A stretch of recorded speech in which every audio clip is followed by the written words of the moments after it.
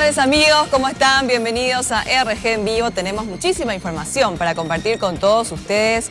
Finalmente se iniciaron las tan esperadas reparaciones en las avenidas Primer Presidente y Santísima Trinidad de Asunción. Esto luego de las reiteradas quejas, principalmente de los automovilistas a la Municipalidad de Asunción. Precisamente la comuna pretende reparar 132 cuadras en 4 meses. Un desastre, ¿Que compone muchos lados? Sí, sí. Hay que andar con cuidado. Bastante, con cuidado. Lo que sería ideal es que se repare porque al final retrasa mucho el tráfico también, ¿verdad? ¿Ir los baches o al final cae también? Al final caes porque te revienta todo el vehículo. Y cuando llueve se llena todo esto, aunque hagamos 1000 rutas, igual se va a descomponer. Este es el sentir de quienes deben transitar todos los días por aquí. Y no es para menos, viendo cómo se encuentran las calles frente al zoológico de Asunción.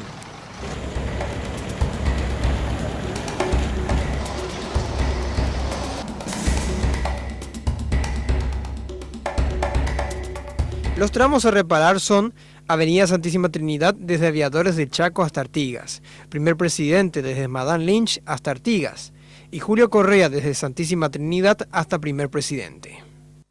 En el caso de la avenida Santísima Trinidad, concretamente vamos a usar primero una vía alternativa que es el otro lado de la calzada, mientras hacemos la que va de entrada a Asunción, digamos, de Aviadores del Chaco hacia la zona céntrica de Asunción. Esa va a estar en construcción en este momento y se va a usar para ida y vuelta el otro carril.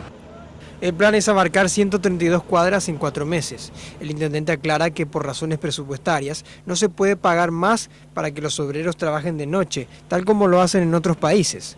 Se prevé además señalización, reposición de cordones, tapas de registros cloacales y de válvula de agua corriente. La inversión es de 11.000 millones de guaraníes y las empresas contratadas son DC Ingeniería y Los Trigales.